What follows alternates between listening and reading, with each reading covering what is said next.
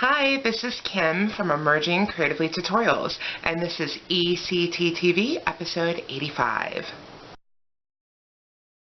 So today I'm going to teach you how to make a pair of really simple plain earrings. They're easy to whip up real quickly, but they go with everything, so they're a great technique to have in your pocket. And you can also, once you know the technique, kind of add stuff to them. You could make them beaded if you want. I'm wearing a plain, and so they're really versatile. So let's get started. These are the tools and materials you'll need for this project. So I'm going to be using 16 gauge wire, so it's a nice thick wire. Half hard round. I'm using Parawire, which is a non-tarnished silver plated wire, and I really like it. So if you're wondering what kind of wire I use, I get that question all the time. I almost always use Parawire for everything. It doesn't have a hardness labeled to it. It works like half hard. If you're using another type of wire, half hard is what you should look for. So you'll need the wire, and then you're going to need earring wires, and you can make your own if you like. I made my own. I'll link to a tutorial on how to make your own earring wires if you like, or you can just buy them already made. Okay, so now for the tools, set this aside. You'll need wire cutters, you'll need round nose pliers, and you'll need chain nose pliers. And I am going to be showing you how to make these hoops hammered with a nice hammered look. You don't necessarily need to hammer them. I'm hammering mine flat. So if you're doing that, you'll need a metal block and a chasing hammer. The chasing hammer is the one that has this big flat spot on one side, has a ball peen on the other side. If you prefer to leave your wire round instead of hammering it flat, you could use a nylon or rawhide hammer, or hard plastic, which looks like this. If you hammer it, it will harden it without actually flattening the wire. I'm going for a flattened look, so I'm going to use this hammer. And then the final tool I'll be using is this Beadsmith mandrel. It's pretty inexpensive, and it has 4 different shapes. So, and it's interchangeable. You just change whatever shape. I wanted to make my hoops oval, so I'm using this oval shape. If you don't want to do an oval, or you don't have this particular tool, you can use anything that is kind of the size and shape of hoop you want to make, and just form it around that. If you want to do a round shape, you could use lots of different things. If you have a ring mandrel, you could just use the large size on your ring mandrel to make a round shape, or just be creative and look around your house, see what you have laying around. You might find something that's, you know, even a different shape that you would like to use. But like I said, this is by Beadsmith. Here's the packaging. It's called a mandrel 4X. I'm pretty sure it was pretty inexpensive. It's just plastic, like hollow plastic, and it comes in handy quite a bit. So if you want to try that, that's an option too, but you don't have to have this to make these earrings. Okay, so to get started, we're going to start with our wire, and I have my mandrel, and you can use, you know, whatever you're using to shape your wire around. The same idea. I'm just happening to be using this, and I'm just working right off the coil of wire here, and I'm just going to shape the wire around. You want to leave a couple extra inches on each side. You see how long this is? You don't need this much, just maybe 1 or 2 inches.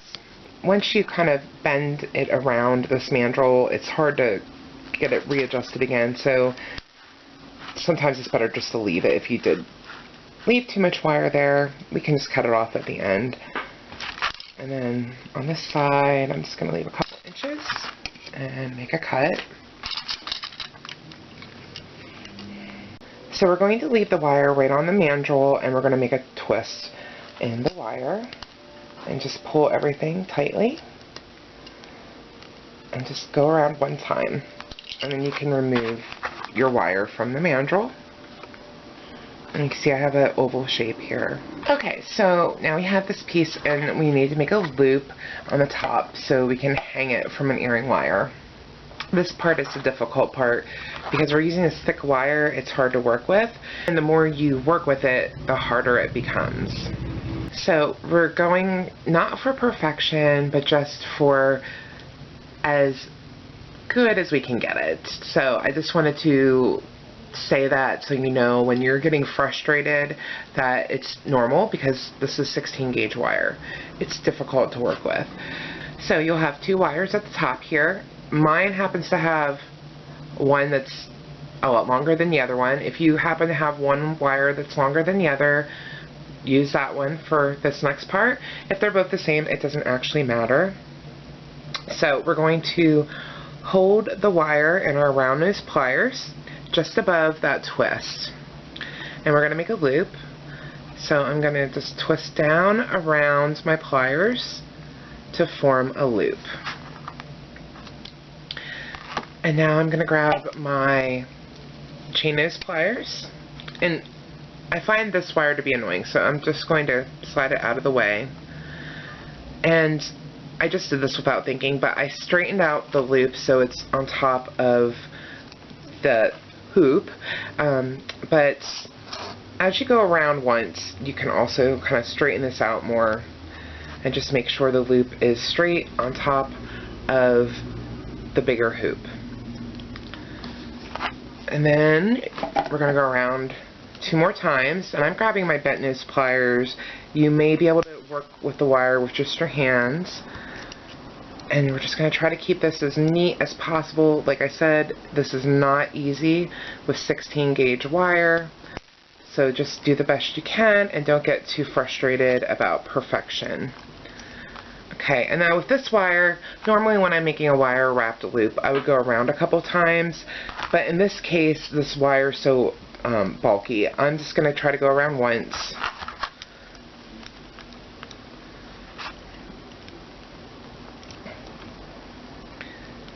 And call it, whoa, sorry about that, and call it a day. And then we're just going to trim off the excess wire, making a flush cut. So you want to use the back of your wire cutter toward the work, toward what you're leaving behind, and that'll make a nice straight cut. And then we're going to do that with both of the wires. And then I'm just going to grab my chain nose pliers again and just make sure these ends are not poking out. So you're not trying to pinch the ends in, you're just trying to get them to continue going around. So you just want to kind of take your pliers and go around the same way that you were going before. So for that wire it was that way, and for the other wire it's the other way. If your loops your wraps got kind of far apart, you can squeeze them in together, and just make sure everything looks nice and is straight and flat as possible.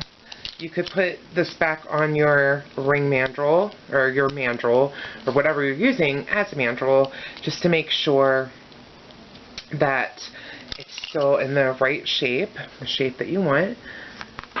And so that's the basic idea.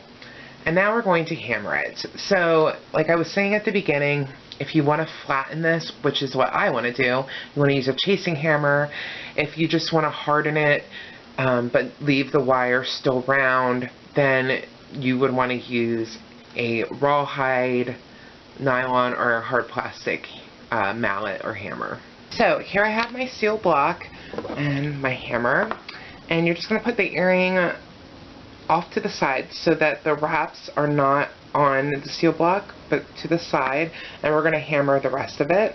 So I like to hammer one side and then flip it and hammer the other side.